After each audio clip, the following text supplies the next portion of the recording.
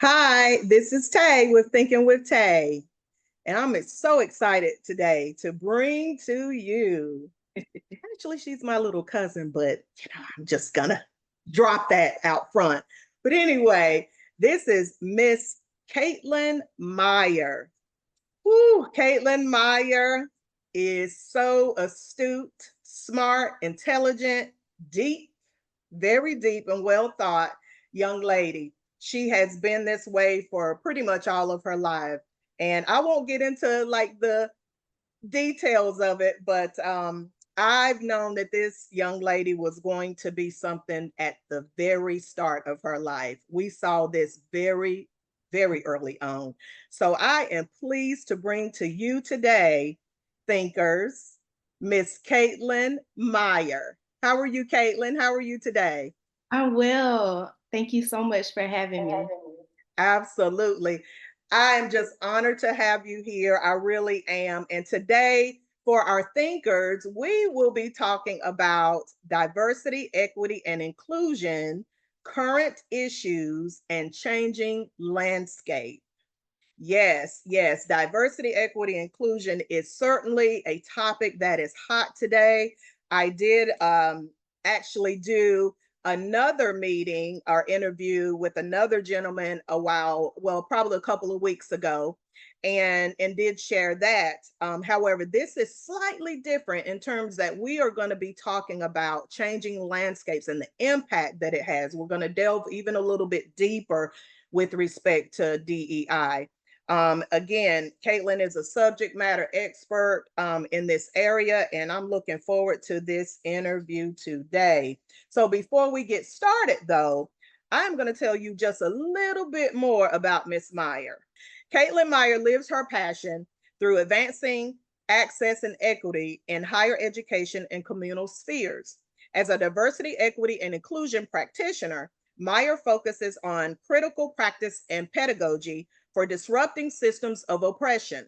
Her emerging voice has advanced social justice practices centering first generation and racially minoritized students in student support services, curriculum, and advising development. Leading progressive advancements as a national project manager, Myer's portfolio has expanded across federal and private multi-million dollar grants, increasing post-secondary access for rural communities and connecting first-generation students to postgraduate opportunities. Her contributions as a DEI consultant for institutions of higher education, nonprofit, and corporate sectors have implemented strategic policies and procedures advancing organizational equity and inclusion. Her reputation as a focused leader, innovator, and rising researcher is reflected in her active membership in the American College Personnel Association, other known as ACPA, National Association of Students Affairs Administrators in Higher Education, NASPA, South Carolina Personnel Association, SCCPA, Urban League of the Upstate Young Professionals, and Wofford College Alumni Association Board. A native of Hickory, North Carolina, Myer resides in Greenville, South Carolina. She holds a Master of Education in Higher Education Administration, Counseling and Student Affairs from Clemson University, and a Bachelor's of Arts in Sociology with a concentration in African American Studies from Wofford College. Hear ye, Miss Caitlynn Myer. Yes, yes, yes. So accomplished, so successful, so experienced in this area. So we are going to have a good time navigating through DEI and breaking it down a little bit further. So again, Caitlynn, I am so elated that you're here with me today and joining me on this topic. Thank you so much again for having me. I look forward to a wonderful and robust conversation. Okay, great, great. So we're going to go ahead and get started. So let me ask you, you identify yourself as a capacity builder. Please share for the thinkers on Thinking with Tay, what do you describe as a capacity builder? Yeah, so capacity building is recognizing the tools that we have, strategizing in the ways in which we can utilize those tools, and then Okay. really enhancing the connectivity of people within a movement. And so, in my roles, I have either developed from the ground up or reconstructed. And so I identify as being a capacity builder because often people know or have an indication of what is happening around them or within their communities, but there's a gap in really understanding why things are happening the way that they are. And so I really enjoy exploring and connecting to understand the why with the what, because when we often jump from the solution, from the what to the solution, we really miss the opportunity to address the underlying root causes. That is so true. I love that description. Honestly, I've never heard it described in such a way. I understand that a lot of people would describe that, and that is, I'll say, advanced in terms of project management because you are um, basically bringing together groups of people and creating change. And some people, the other words when I was coming up, they called it change agent as well, which some still kind of may use that, but it sounds very similar to the same thing. Mhm. But I love that. I love that because, again, you just said you basically have built from the ground up. You've been a collaborator, etc. So excellent, excellent. Thank you for further describing that for us today. So let me ask you then, what does diversity, equity, and inclusion mean to you? Yes. So DEI essentially is a framework that Mhm, provides a contextual analysis to position how systems of oppression enact on the way mhm. that we maneuver throughout our human experience. And so DEI advances equity for communities that are disenfranchised through structure, through policies and resources, but it's really a snippet of one framework in a larger context of social justice. If I were Mhm, to state it plainly, I would say an easy takeaway is looking at diversity is all as meaning all people. Equity mhm. is fair opportunity. And then lastly, inclusion is the pathway to those fair opportunities through the structure of policy, resources, education, economics, and elections. I love that. I love that. And you're absolutely right. It's certainly because a lot of times when people think of, I'll say, diversity, they may think of things simply as when they talk about color, Right. in terms of race or Hmm. culture. But diversity has a lot more to do. It could be man and woman. And now we're talking about other gender references and then when you talk about equity, people automatically just coming from the legal field, they think about split down the middle. Not necessarily. It's Right. proportioned, based upon whatever those factors might be. And inclusion, of course, acknowledging the fact that there may be something that, or someone, or something, or some segment, or some type of person or culture that we have excluded, whether that's intentionally or not. I love that. I love how you've said that. Thank you. Thank you. That is really good. So then why then did you devote, but I feel like this was something and you sound very passionate about it. Why did you devote then your career, I'll say, in this field? Why was it so important for you?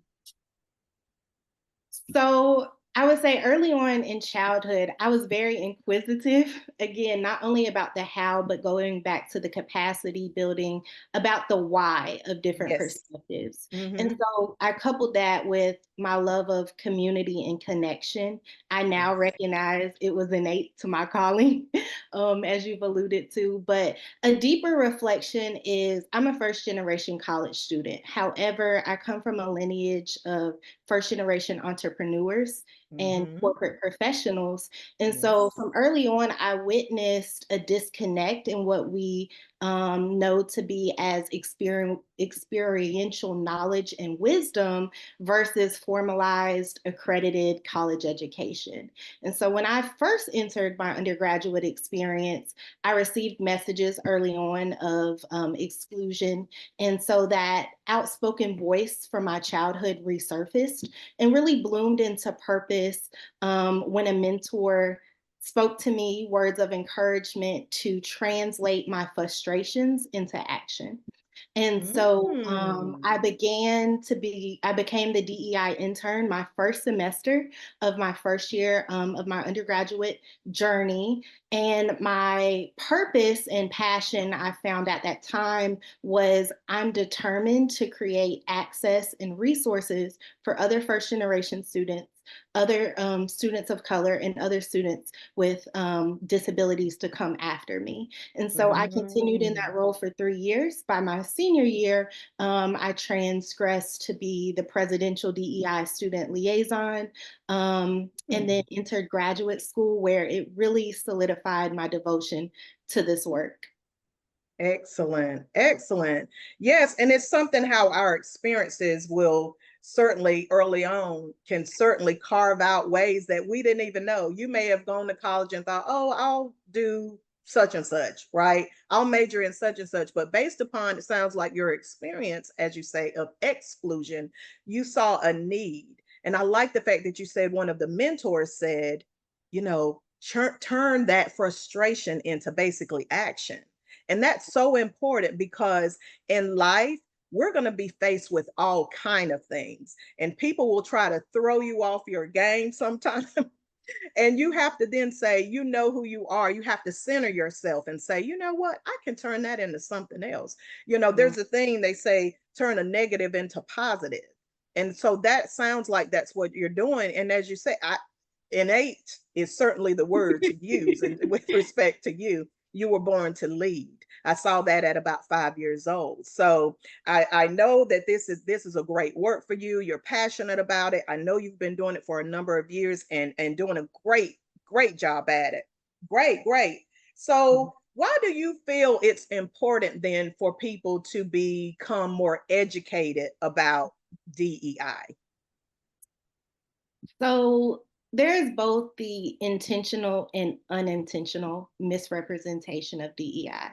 And so the Mhm, intentional is utilized often on the premise of fear. And as you mentioned earlier, that equity is a 50-50 split rather than something that is of proportion. And mhm, so a lot of our dominant groups are accustomed to power and privilege and enact on that fear and premise that DEI will revoke status, whether historical or current. I think to me, the importance is educating those that are uneducated or unintentionally have a misrepresentation of DEI.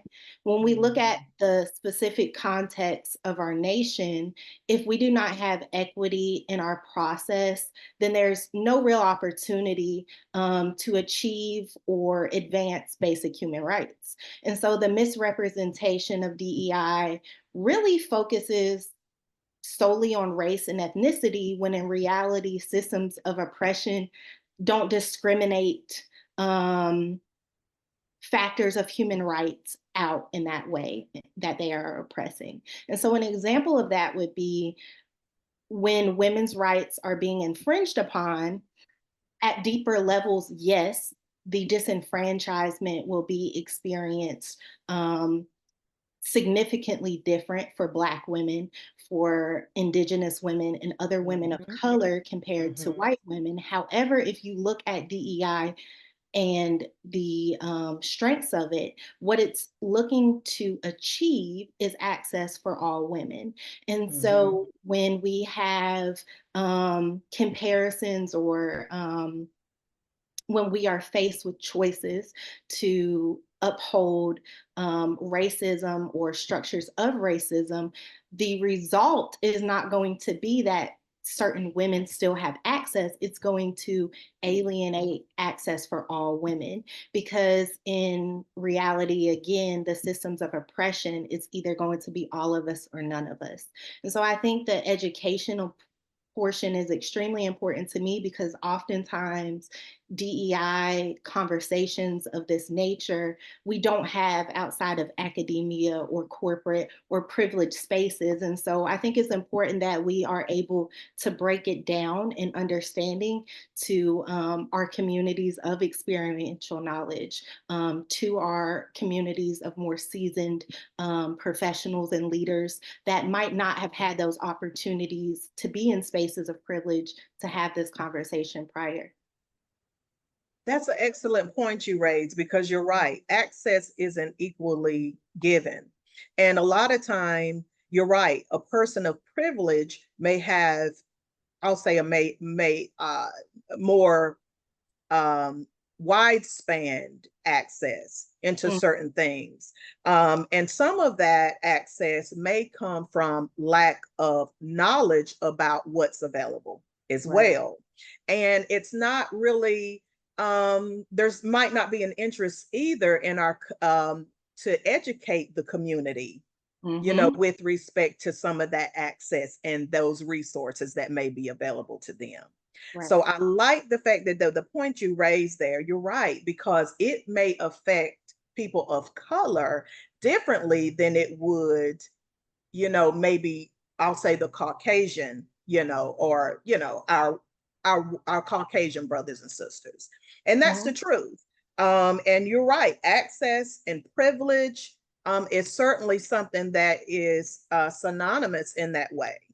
Mm-hmm. Excellent point. Excellent point you raised there. I actually didn't even think about that in that way. I love that. I love that. So let me ask you, so do you feel that DEI is something that is focused, or the objective is more, I'll say, of acceptance or inclusion?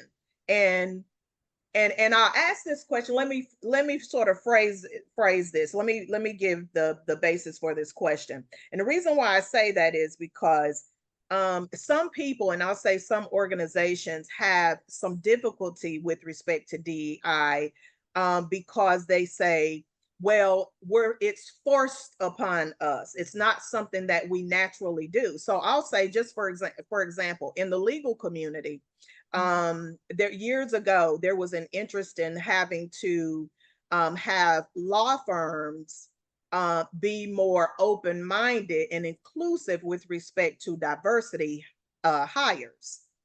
That didn't go over well, and it still hasn't. And so you may find majority of law firms that are not diverse, and a lot of times they are um, you know uh, family operated and family owned. And of course, people should be able to do what they want to do.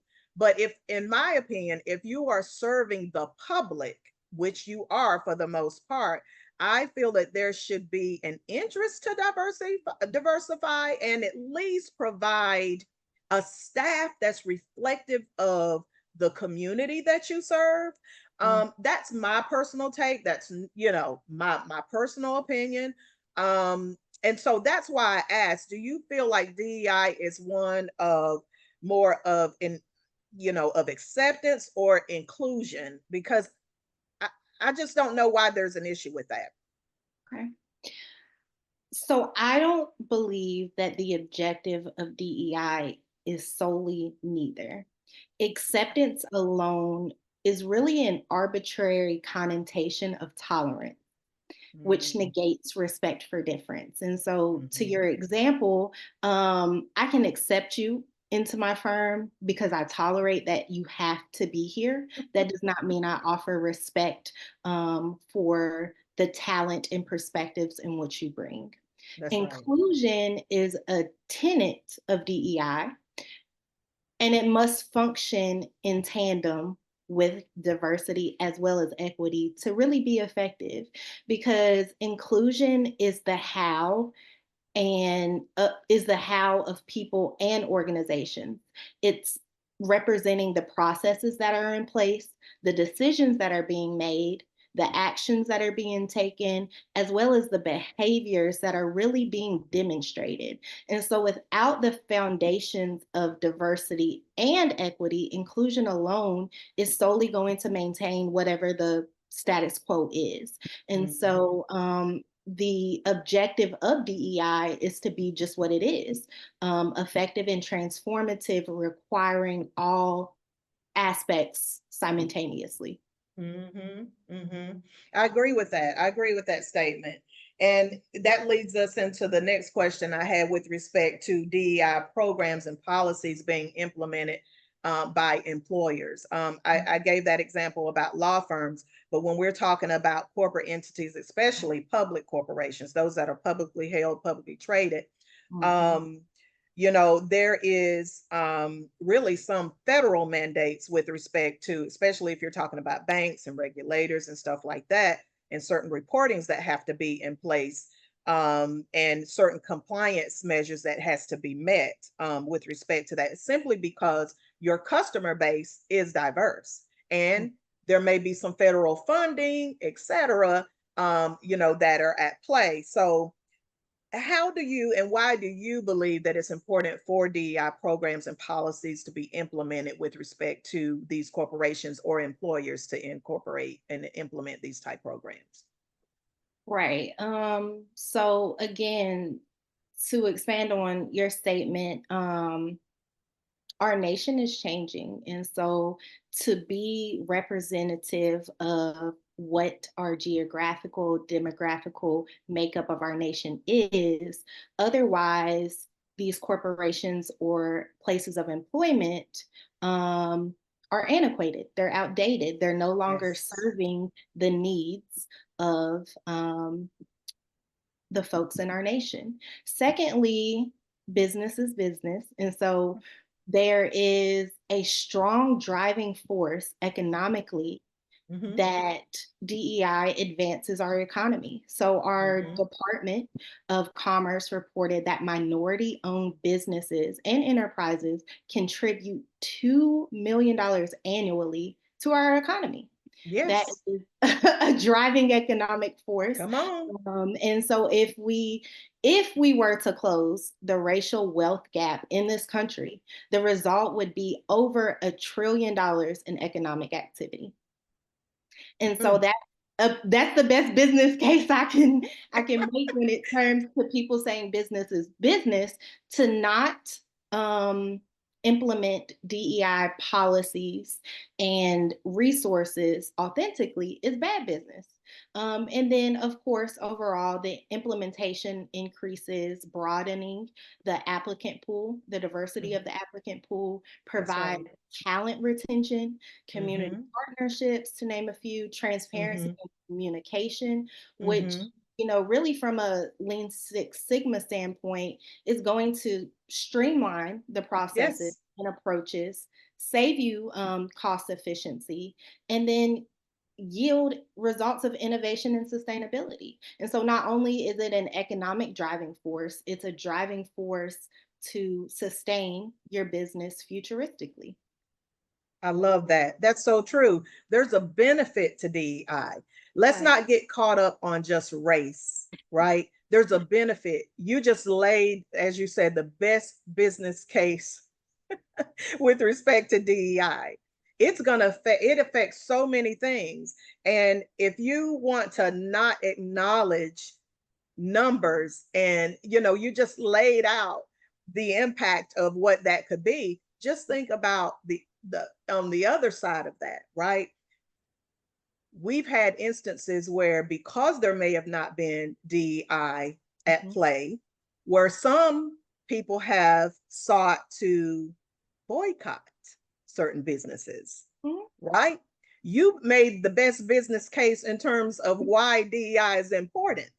So because some people may see that there's no diversity, they may choose not to do business there. Absolutely. They may choose not to do business there.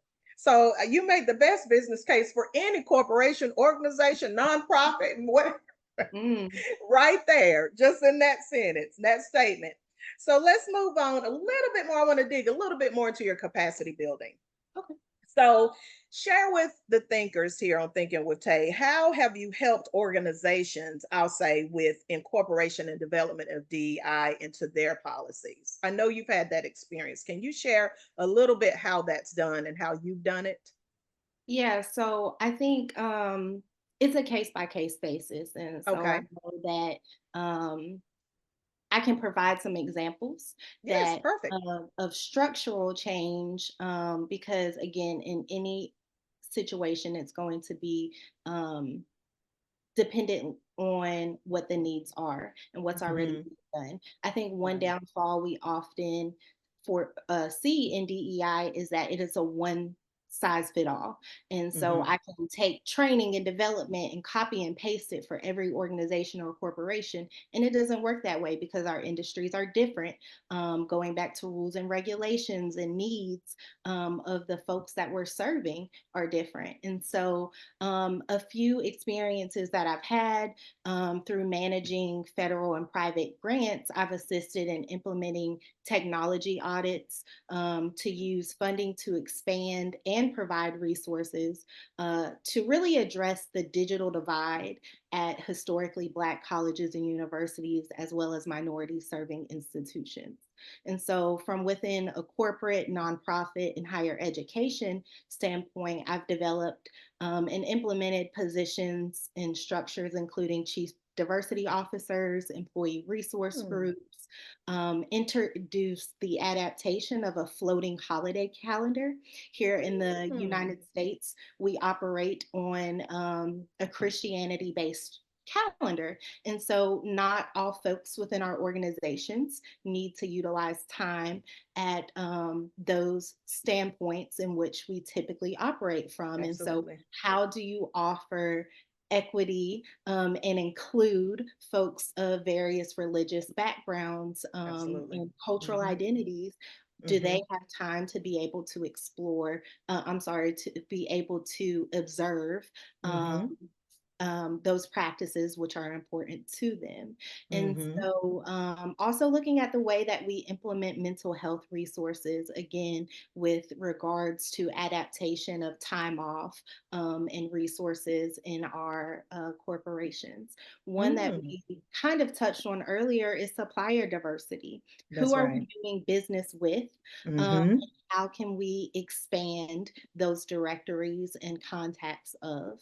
And then one that I'm really interested in and continuing to do work in is how do we navigate our environmental space around us for folks that are neurodiverse and folks that Hmm. are navigating in larger bodies. And so oftentimes there is a standard of what office furniture looks like, of the way in which meetings are conducted. Mm. How are we Mm. being inclusive of DEI beyond, again, what's typically viewed as a racial inclusion. And then Absolutely. lastly, I think one that we're seeing that is going to continue to emerge is addressing implicit bias and rooted in AI systems. And so, how through corporations and institutions are we incorporating DEI into that transitional space as we progress to rely more on technology for some outsourcing of our work? And so, we know that. DEI is essential to the tech field, but who is doing the programming and how often are we doing the audits as things are changing within our sphere of location. I love that. I love that. And you're right.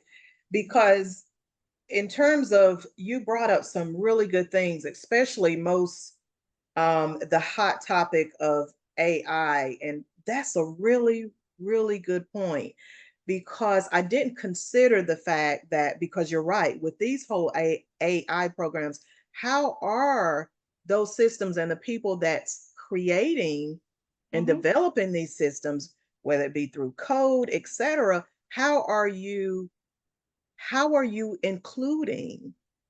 Wow, that is really, that's a really, really good point. Something I didn't even think about, because with all of this streamline, with all of this AI, and because people are actually entering this and creating code and what have you, and then there could be implicit bias there.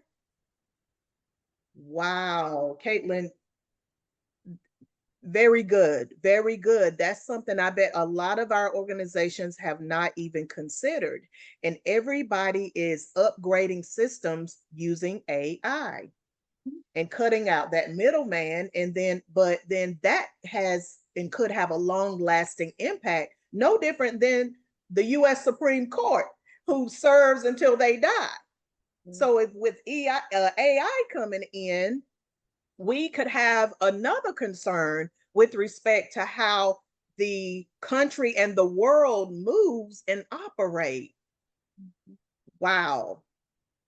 Wow. I'm so happy we have people like you that has a pulse on this, because that is certainly something that could be a little scary.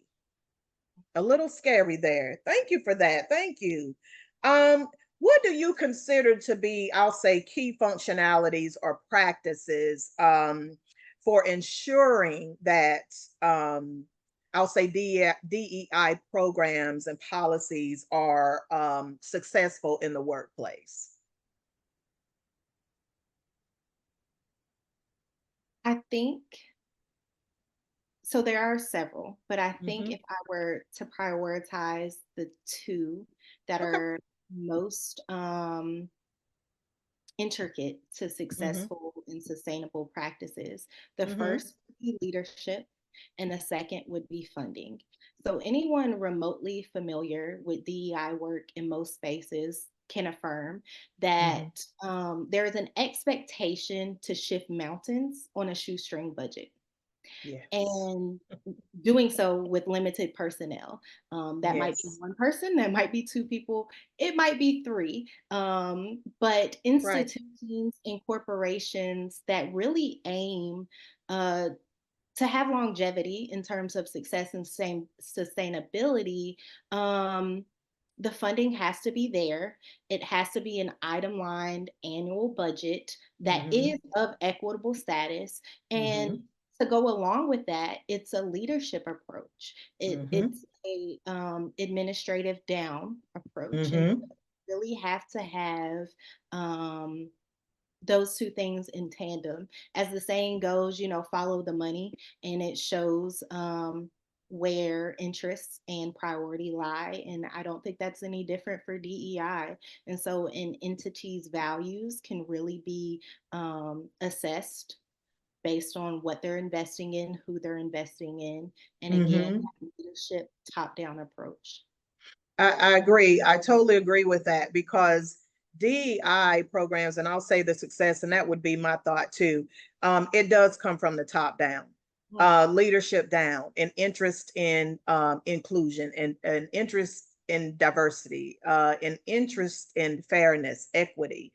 It does come from the top down. It's leadership down. Because, and I'll give you an example again. So, in working primarily, I'll say for the last probably 20 years in corporate America. Mm-hmm. Um, there are, and you're right, most companies, and especially banks, I've worked primarily in a financial institution, investment banking, stuff like that. There is an interest in, as you raised before, supplier diversity. So there's programs and there's departments. Again, with most of the companies I've worked with, that have supplier diversity departments. And there is an interest, and I'll say from the leadership from the companies that I've worked with, and I'll say allocating or a percentage in terms of, and that increases year over year with respect to who the I'll say that company or that corporation may use to provide services, to be at the bank, the corporation, etc. And but again, that wasn't always at play. But you're right, in terms of the leadership, it depends.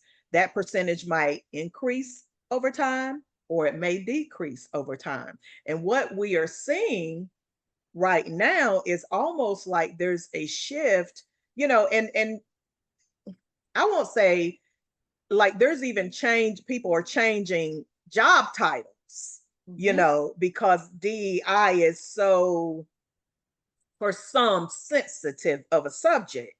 Mm. And so they are now almost going away from it. And remember, I told you about that change agent and certain, different titles and stuff.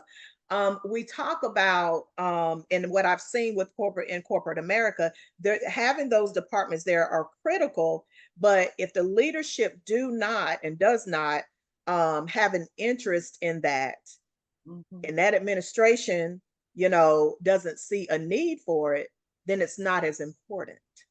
So Mhm. you're right. I agree with you. It certainly starts at the top, and the implementation there is what I believe is regardless of what they think. You talked about the numbers, you talked about the money, you gave the great business case for it, but some just may not have an interest in it. But it's definitely at the leadership, it's definitely at the top. Great. I love that. Thank you. So let me ask you then, what do you feel are the current issues? We kind of talked about this a little bit already, but what do you think are the current issues with DEI and the sort of fight to not um Yeah.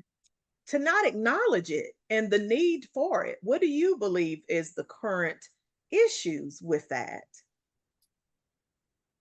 So honestly, I feel that the largest threat of delegitimizing the movement and impact of DEI is because it's working. The purposeful misdirection of DEI, because as a collective community across educational, communal, political spheres and spaces, important advancements are being achieved. DEI is one avenue to holding our nation accountable and Mhm. responsible for basic human rights. It's one avenue. And so the Mhm. current issue is misdirecting the factual foundations of DEI. And that's Mhm. not a contemporary issue, because DEI, like you mentioned, terms change. And so that's the current term that we use to describe a movement that has been in foundation of social justice and liberation for over 200 years. Mhm. Reconstruction, civil rights, Mhm. women's Mhm. rights, Mhm. LGBTQIA rights, labor rights, abortion rights, and Right. education rights. And Mhm. so this work is nothing that is new, um, Mhm. but it is advancing and making significant advancements. And so there is a threat to delegitimize um, Mhm. and miseducate Yes. intentionally DEI, because we're making It's huge. working. And so, yes, progress slow, but it is working. I think another current issue that we would be remiss to discuss is the pose to legislation power. And so it's not limited Yes. to the congressional level. Mhm. Current issues are just as prominent at the state and our local levels. Yes. The banning of books, for instance, requires us to show up to school board meetings, Mhm. showing up to vote for our state representatives who Mhm. decide if we have housing and Medicare in our state. Mhm. And so, housing and healthcare are basic human rights. That's happening again at our state level. And so, there's this shift occurring from the congressional to the state and local levels, of issues that I think that we really need to be in tune to. And then Mhm. we talk about funding, and so there have been obstacles in funding for DEI efforts. And so the majority Yes. of spaces for DEI work to continue and where it's being done has occurred through grants and venture capital. And so Mhm. those pathways are ways that this work can continue to be done, but we also have to be aware of, again, a possible opposition in Project 2025. There is a threat to not only restrict, but to criminalize the aiding through grants um, Mm-hmm. relating to DEI. Mm-hmm. And so those are Mm-hmm. things that we need to be attentive to and aware of on both sides and multiple perspectives of the conversation. That's right. You're right. The attempt to criminalize DEI when for years you have nepotism in corporations and you have legacy admissions in colleges and institutions. Mm. You can label it what you want, you know. If it doesn't benefit all, then there is, because that what's going on is a lot of times you have, if it benefits some people, Mhm. um, it's okay. But then you have issues where it might benefit others, and wait, they might be getting ahead a little bit. Mm. So as you mentioned, using your words as your description, it's working. Mhm. So that's where the fear and the concern come in with respect to DEI. Wow. Wow, wow, wow. Great points. Great points, Caitlynn. Great points. Um, so we kind of touched on this too, but do you feel that the landscape with respect to the importance of DEI is changing?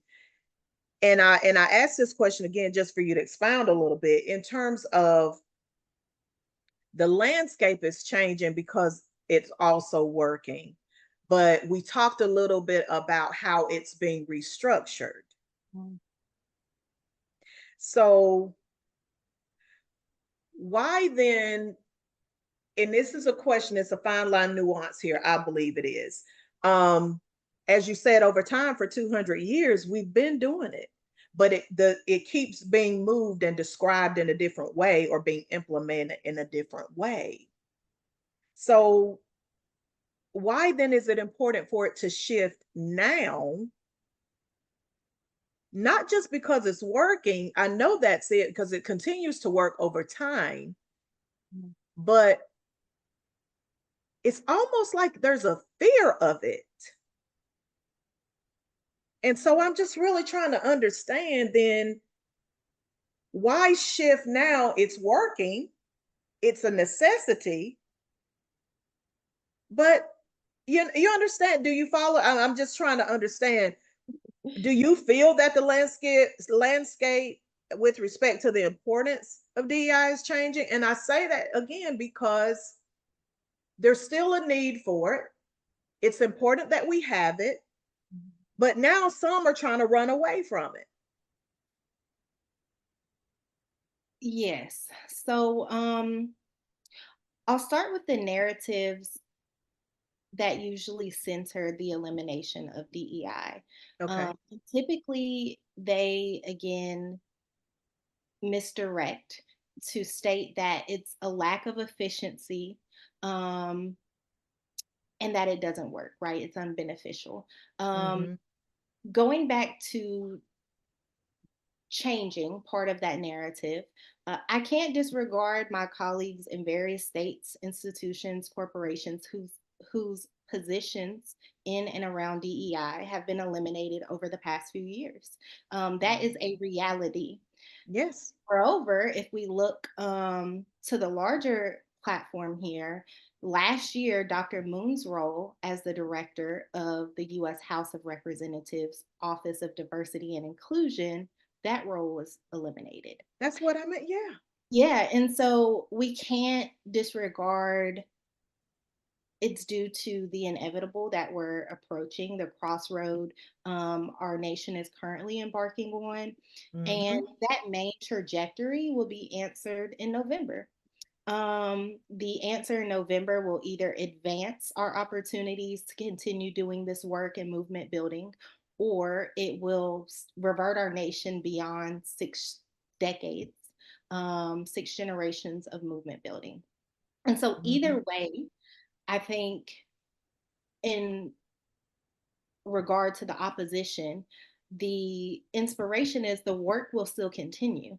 It has For been for sure. years plus, and so I'm a realist and know that it probably will be very rough either way in continuing, due to obstacles that will continue to grow and, be placed, in front of doing the work. However, Mm-hmm. I feel that the landscape is changing in regards to the efforts of DEI because of multi-generational coalitions.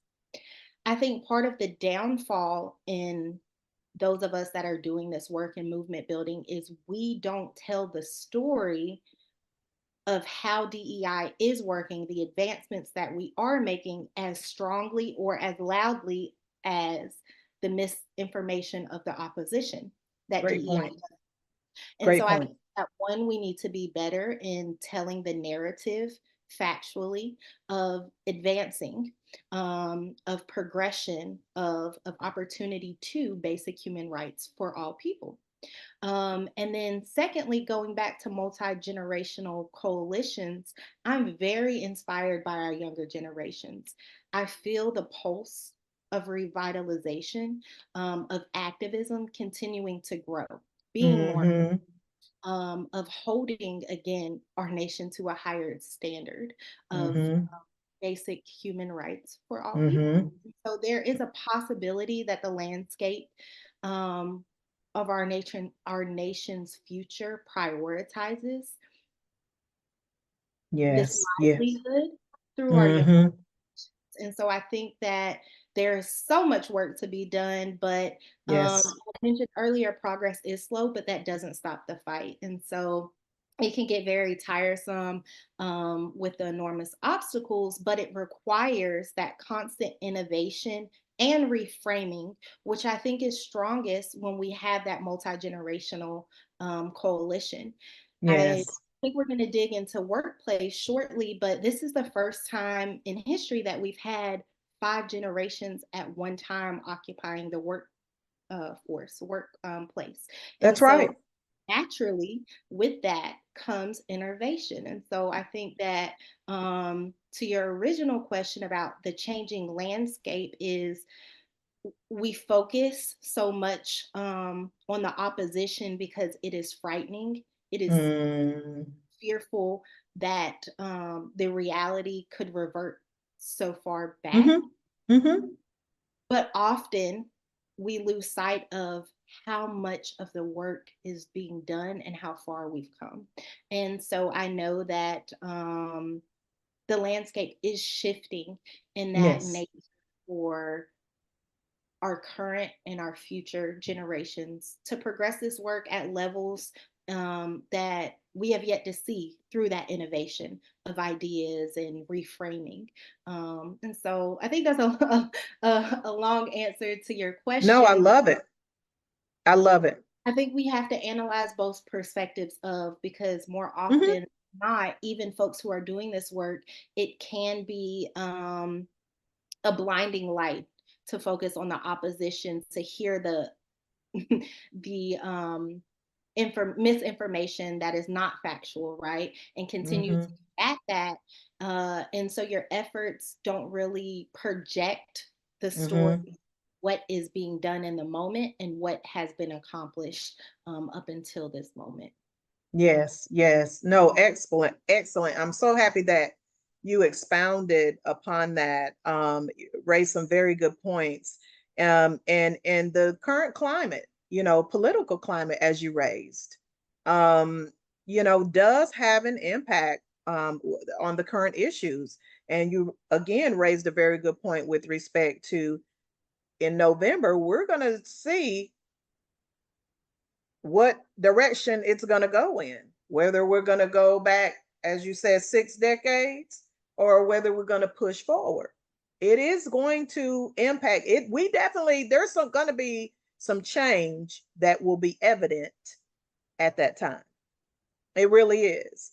And the one thing I think we have to, another point you raised with respect to DEI, we have to combat, you know, the opposition with respect to, the need for, or the lack of interest, or the fact that it's not important, or what have you, or there has to be, I'll say, some more expression, um, in terms of the need and the business case, and that you basically have provided.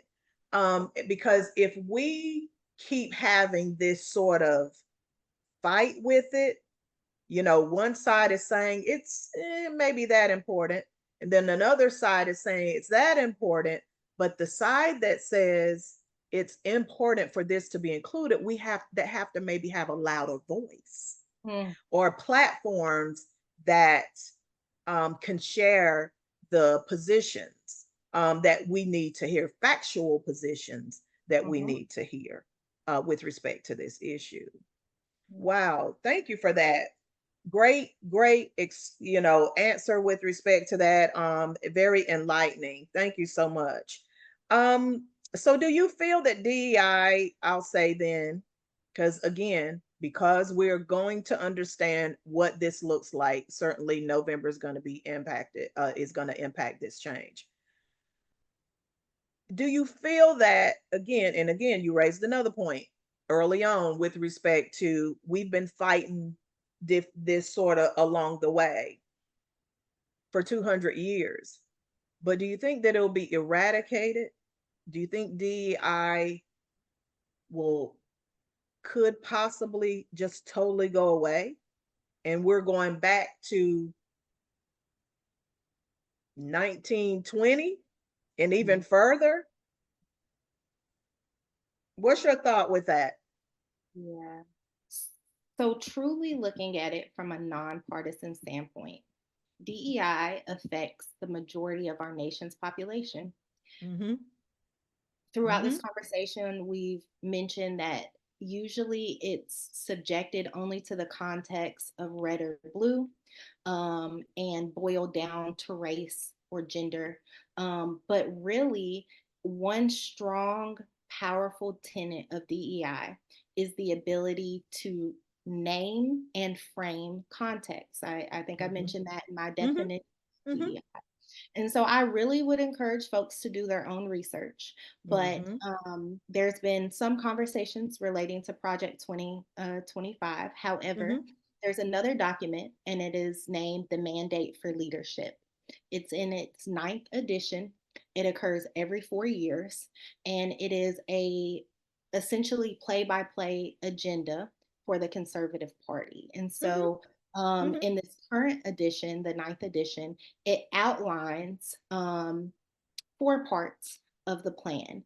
And Okay. so, in that, over 50 times, not only is the eradication of, but also the criminalization of DEI mentioned in relation to concepts of race, Mm-hmm. gender, Mm-hmm. ethnicity, Mm-hmm. equity, equality, sexual orientation, gender identity, abortion, reproductive health for every federal law, rule, contract, and grant. And that's something that I just read verbatim, because I think it's important, again, in context, to utilize um, the words in which that are penned. And so, from a nonpartisan view, the removal of references, and this is my word here, the Yes. removal of references, including examples, definitions, photos, and language, is very intentional because it's erasure. It is a Mm-hmm. direct response to, again, DEI's power to name and frame our historical as well as contemporary context of our nation. And so, yes, the answer is there is a very real threat that DEI is not only eradicated but criminalized, and Mm-hmm. so that's something that we need to be aware of.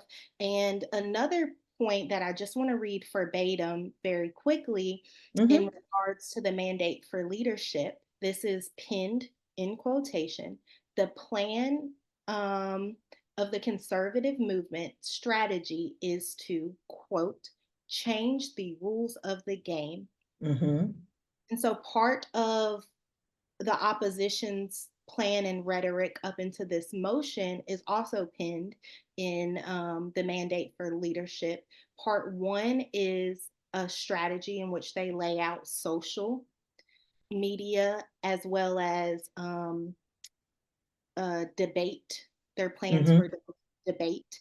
And it Mm-hmm. describes, it doesn't matter if it's misinformation.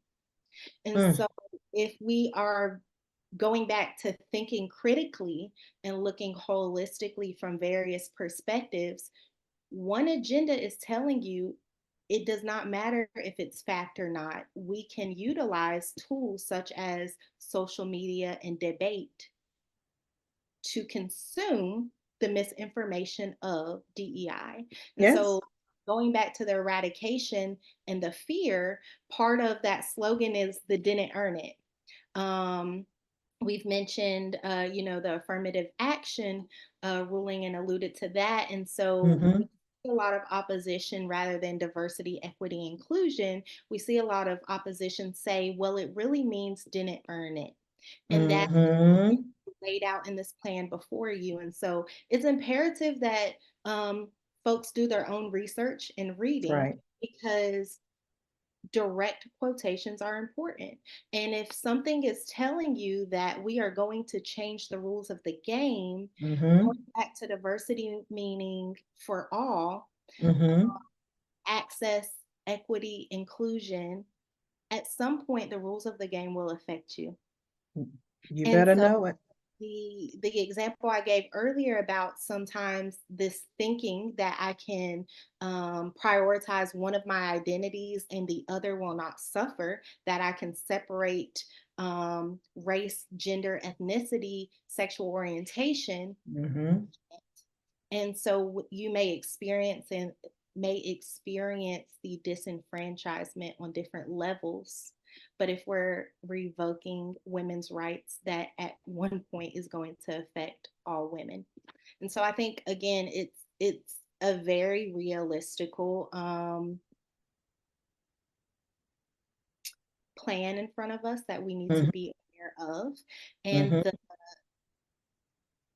the the best part about that is when it's laid in front of you, you can also strategize and organize and know how to combat and fight that.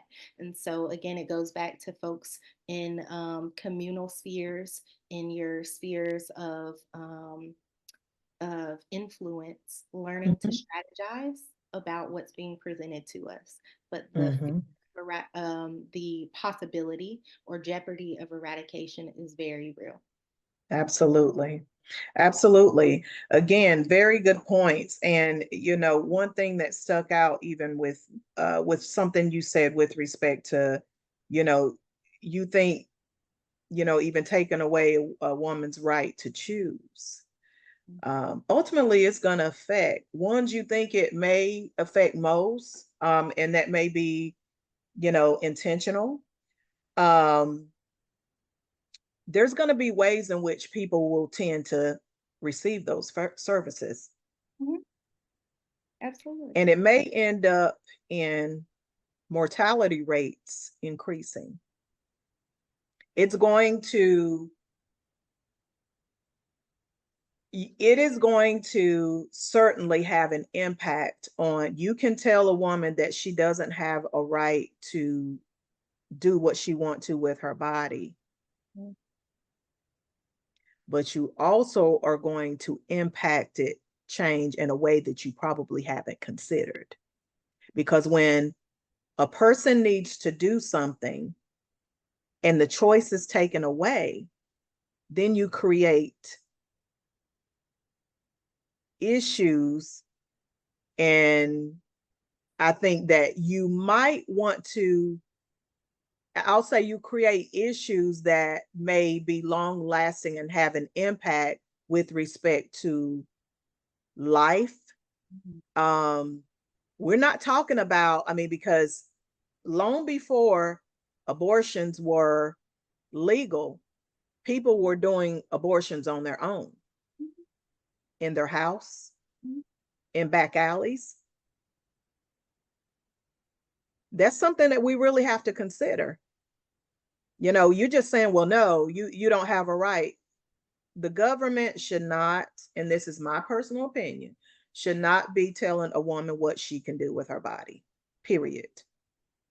So very good, very good. Thank you for that. And thank you for the points that you raised there. So let me ask you, there is, and this is what I feel in terms of, I'll say, this sort of anti-woke movement. We heard a lot about it in Florida where it started. And now, the anti-woke movement, the books you mentioned earlier about those coming out of schools, and um, you know, the concern about, well, you know, those books, historical, Black history books, basically, let's just put it out there, are being removed from shelves in libraries, because and it is under this and the auspices of this sort of anti-woke movement. So, do you believe, again, that the anti-woke movement has played a major role with respect to the changing landscape of DEI and maybe even the interest in eradicating it? So I don't believe that the anti-woke movement is any different than prior anti-DEI movements. Similar to DEI, it's the label or the naming that we currently call it. Um, Mm-hmm. in regards to the changing landscape, um, if we look at the workplace, for example, so I think that going back to leadership, Mm-hmm. organizations, workplace, Mm-hmm. they know where they stand. And so, really, I have an idea that an organization is in one or three tiers of DEI. So, Mm-hmm. first, we saw this huge performative measure Mm-hmm. after the murder of George Floyd. We saw organizations posting the blackout square, making statements, making videos of support and solidarity. It's trendy, it's Mm-hmm. catchy, it will make our organization look good. Um, in reality, there's no change made in terms of funding, structure, opportunity, access. We might hire a chief diversity officer or a diversity, equity, and inclusion position or role. But as the trend passes, that organization is going to stop performing and eliminate or fire that position. And so we've seen Mm-hmm. that multitude of places within the landscape of professionalism. Mm-hmm. Secondly is the approach of organizations kind of in this waiting game where they might have hit pause. They're committed on some fronts, but on others they're very hesitant, or that's a little too far. We didn't recognize we were getting into that much work. We don't need Mm-hmm. to change that much. And so there is this conflicting element of we want the benefits of DEI, but we aren't prepared to make the transitional changes that are necessary for Mm-hmm. DEI. And so Mm-hmm. those organizations, they tend to boast their allyship accolades, if you will, but they really remain complicit in the anti-DEI or anti-woke movement, if you will. Mm-hmm. They're really avoiding doing the authentic work. And then Mm-hmm. lastly, the landscape, there's this third tier of organizations that are really doubling down. As mentioned Mm-hmm. earlier, not only is it a holistic case for the advancement of the organization in terms of equitable support of its Mm-hmm. constituents and its professional employees, but secondly the business aspect. And so there are organizations that are really doubling down and understanding the full importance of committing to doing this work and recognizing that there may be phases where it's rocky, but in the long run, the longevity, the sustainability will remain there. And so Mm-hmm. organizations that are holistically and authentically committed to the values of DEI. Excellent, excellent. So Shifting back a little bit, we kind of alluded to legacy admissions. Mm. On June 29th, 2023, the Supreme Court ruled to ban the use of race-conscious affirmative action in college admissions and essentially ended the use of such as one of the many factors when evaluating a student's potential admission. Their rationale being that the use of race violated the Equal Protection Clause under the 14th Amendment of the United States Constitution, which bars racial discrimination by government entities.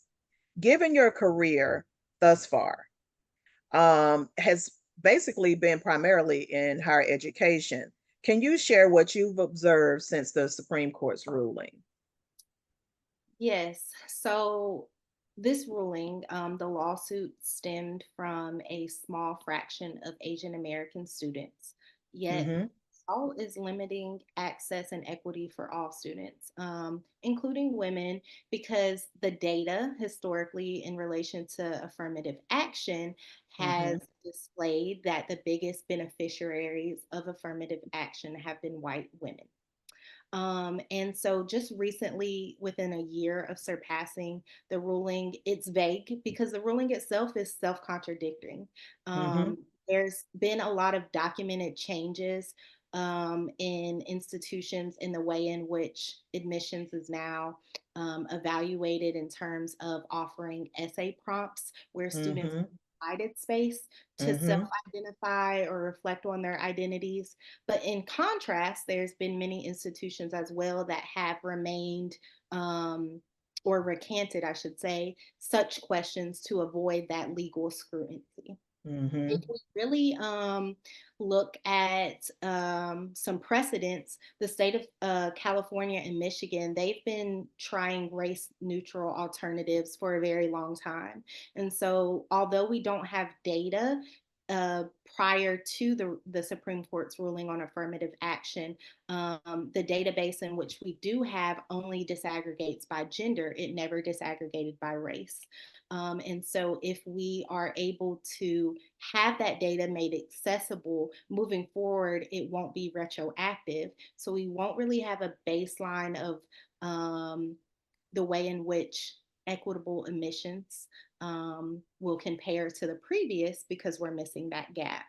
But if we Mm-hmm. were to compare to, again, the precedents of California and Michigan, in those comparisons, it shows that the data really does make a difference in not being able to consider race as one, just one of Yep. many identifying factors. And so in these states, it led to an immediate reduction in their Mm-hmm. pipeline of students not only applying, but then the pipeline of students that are matriculating from the institution into the workforce within those states. So we're Mm-hmm. um, I'm going to assess that we're going to see a downfall in diversity on campuses. The caveat to that is it remains up to the institution. There are ways to be Yes. creative, and there are Mm-hmm. some institutions, again, with the ruling being so vague, there are many institutions that are increasing financial aid efforts, outreach efforts. And so the admissions process is just one that leads to enrollment, that again leads to retention. Within the student's journey to matriculate. And so, although it is very important in terms of the ruling and its deciding factors, there were institutions that were preparing for this kind of in the way of anticipating what the ruling would be when the lawsuit Mm-hmm. was out. And so it leaves it up to the institutions to be creative. If again, DEI is something that they prioritize, there are ways Yes. to keep the work moving forward. Okay. It's good to know that we do have I'll say, and there's another part to this. It's good to know that though it is left up to the institution somewhat. And I say that even if it's not mandatory that they make these considerations, um, they also, especially with state supported schools, again, we talk about, receiving grant money and, federal funding or state funding and certain things like that. There still is a need and really a requirement with respect to taking in certain factors with respect to admissions. Now, call it what you want, but Mhm. if it's a state supported school, there are certain requirements and that those schools have to meet. So Mhm. but it's good to know that they, as you said, DEI focused. And of course I would venture to say most institutions, um maybe not most, but I was a lot of institutions might want to have their student population as one that is reflective of diversity. I would, and maybe that's my optimism, but that's what I would hope that that's the case. Um, so the next question I have then, I like what you said, but do you think that it'll have a long lasting impact with respect to the ruling, the court ruling would have a long lasting impact with respect to admissions? Um, because again, that may it may not if we talk about the current climate, political climate, maybe the changes, all of that may be impacted.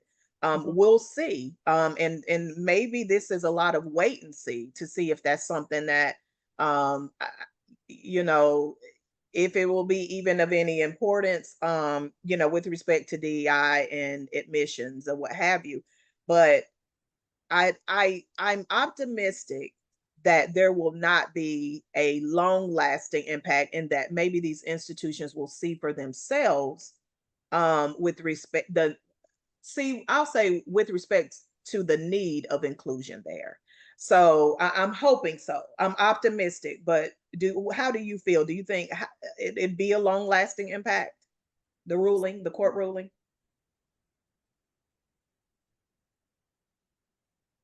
I'm optimistic as well that institutions that are already supportive of the movement of the work of DEI will Hmm. continue to do so. As mentioned, there are ways to be creative Hmm. in sustaining that work. Um, Hmm. I think that one of the effects, because again, collecting and analyzing data between this academic year and next year will be very critical in understanding what the impacts are right now, Okay. because we don't have that baseline prior to the ruling. A lot of Hmm. institutions, you know, did not disclose that data. And the system in which we utilize, it's called the Integrated Post-Secondary Education Data System. It only disaggregated by gender. And so we're really missing that gap of data to show us what was and then post the ruling what is. And so we're going to have to find a new baseline to understand what an equitable admissions process now looks like. I think, Yes. secondly, the portion that we're missing in the conversation is how it affects students and their psyche in applying. Because I believe that students are Mm. really going to face a pressing dilemma in disclosing their race in personal statements or through co curricular affiliations. And so, if they decide to omit this disclosure in their application, they may feel like they're losing an opportunity to share an important part of their identity. Um, Mhm. Mission could be alienating in terms of um, feeling like they don't have the ability to share their full identity, and they are disregarding their family history or ethnic background. And so Yeah. overall, I anticipate that in the institutions that mainly were in conversation in terms of elite institutions, their numbers, which were already not very Mm. inclusive to begin with, will Right. continue to decline. There will be a valuable loss of diversity on campuses across the nation. But there are opportunities, and I think that, again, the institutions that are committed to finding better ways to progress this work will update and modify their policies and resources to be able to recruit in different ways, to be able to provide access in different ways to students that they value at their institution. And so, yes, I think there's going to be a decline, but overall, there's optimism in the spaces that will continue, and they can continue. They just have to be creative. And so I think that's a lasting effect. But I really, want to center what the effects on students applying to these institutions is going to be, in terms of their psyche, their mental health, their imposter syndrome. And so I think when we focus on institution policy in the Supreme Court, we lose that aspect of who we're there to serve, which is the students. Excellent, excellent, excellent. So we're drawing to a close here. We're getting close to the end. I'd like for you, this conversation has been, one that is so informative, and one that gave me pause for thought in terms of, and you shared some things that I hadn't even, really thought of with respect to AI, and, even the last point you made with respect to how this ruling is going to impact students, and whether or not they're even going to be fearful to even disclose who they really are, and that's that's certainly the long lasting impact with respect to that. Is we're talking about identity issues, but at, and that's the topic for another day. But certainly, this conversation has been wonderful. You have shared a lot of knowledge and information, certainly things and points that I, again, haven't considered. One, I think many that are of our listeners may have not even considered. So this was thought provoking for sure. Something I'm going to continue to think about even after this conversation. So thank you so much for everything that you've shared with us today. Is there anything else you feel like we didn't touch on, and that you feel that our thinkers and our listeners really need to know with respect to DEI? Can you just share if there's anything, maybe one final point with respect to DEI?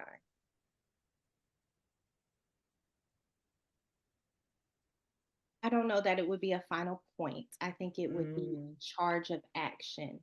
I And love that it. is to find your purpose in serving. And so we're all called to serve in different capacities, but the movement Yes. needs everybody, from spaces in our churches, from our community centers, corporate, educational, political spaces. No space is less important than another. And so it is to find ways to be in community and connect with those around us, to continue to move forward, because this work is something that is not just work, it is a matter of livelihood. And so we have to be very intentional about building each other up in community and continuing to stay motivated, grounded, connecting across all generations. I love that. Thank you so much. Thank you so much. Is there any way that we can reach you, or our listeners can reach you? Is there maybe some information you want to share? Because I tell you, I feel like this conversation can go on for days, and you certainly are a subject matter expert in this area. Is there a way in which our listeners can maybe reach you or find you, or maybe even have you speak? Can you share a little bit of contact information for them before we close out? Absolutely. So I am able to be reached on my LinkedIn in terms of my most access professionally, and that's Caitlynn Myer, as my name is appeared below. And then secondly, through email contact, Caitlynn, as my name is spelled, dmeyer@gmail.com. And so I'll be happy to connect with any folks that want to continue this conversation, or opportunities to collaborate moving forward. Thank you so much, Caitlin. I have enjoyed this conversation immensely. You've educated me on things and matters that I thought I already knew. Okay. And I'm telling you, I'm totally impressed with you and the knowledge that you brought here today. And I'm so grateful that you chose to stop by Thinking with Tay and discuss this very, very serious topic with me. Thank you so much. Thank you for having me. Absolutely. And to our listeners, our thinkers, thank you for stopping by Thinking with Tay again today. It has been a pleasure. I hope that you've enjoyed everything that Ms. Caitlynn Myer has shared with us today. You certainly can go back and re-listen to this. If you listen to it, you didn't listen to it live, but it's definitely recorded, and write down, take a notepad. She provided a lot of information, and she also provided an action plan for us, a charge for us to get out with respect to these issues. Get out and do something, whether it be through your church, your community, etc. Let's do that, thinkers. Let's do that. Really have enjoyed this conversation. Thank you so much. And until next time, goodbye.